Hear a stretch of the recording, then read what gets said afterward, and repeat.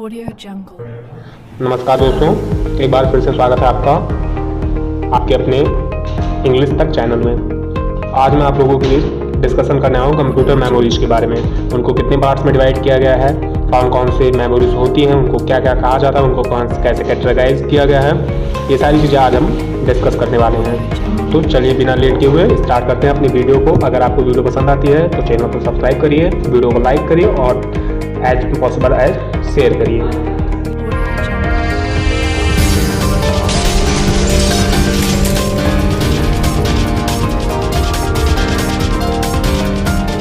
चलिए, computer memories को दो पार्ट्स में डिवाइड किया गया है। पहला primary memory, second secondary memory. Primary memory वो मेमोरी होती हैं जो कंप्यूटर में इनबिल्ट होती हैं, जैसे जो पहले से लग के आती हैं, जैसे रैम एंड रोम।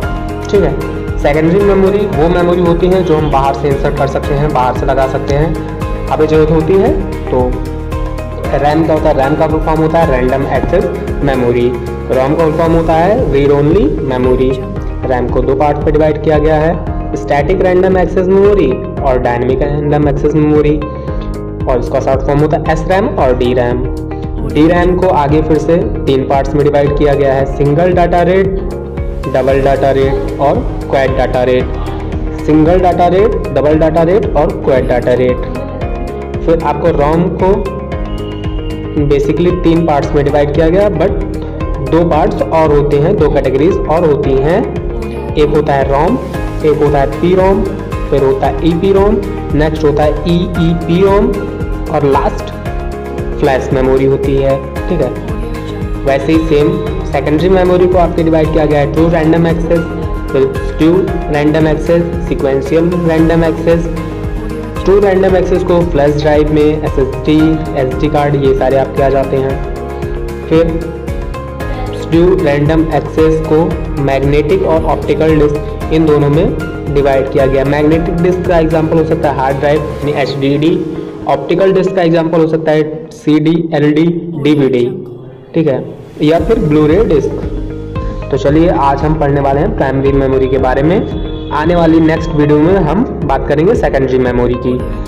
तो रैम और रैम के बारे में। रैम वो मेमोरी होती है जो परमानेंट नहीं होती, इसलिए हम इसको टेम्पोररी मेमोरी भी बोल सकते हैं। बट रोम आपकी जो होती है वो परमानेंट मेमोरी होती है, इसलिए परमानेंट मेमोरी भी कहा जाता है।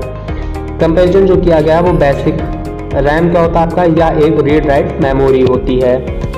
ठीक है। रोम यह एक रीड ओनली मेमोरी होती है, मतलब जो भी रैम में लिखा जाता है वो रीड और राइट दोनों किया जा सकता है, बट जो रोम में लिखा जाता है वो सिर्फ रीड किया जा सकता है।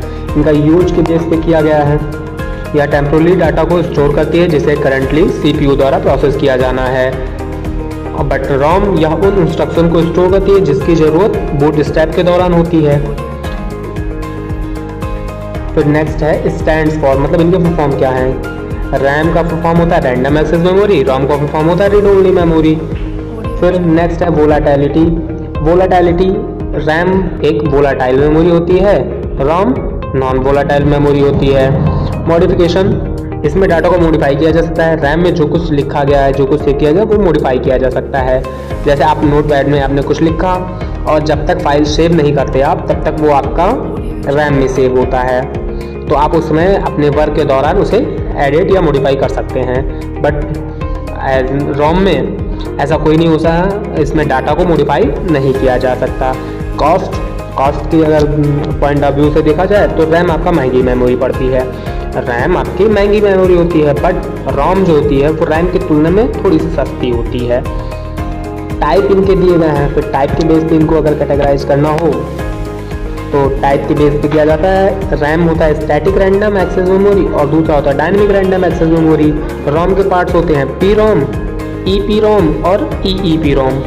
तो चलिए मैं P ROM, E P ROM और ई ई पी रोम का फुल फॉर्म बता देता हूँ। पी रोम का होता है प्रोग्रामेबल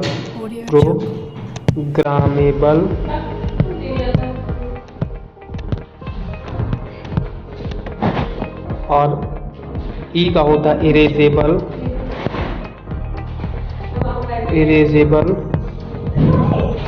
प्रोग्रामेबल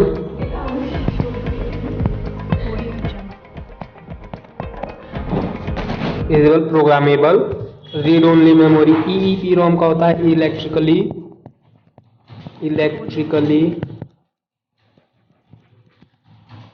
प्रोग्रामेबल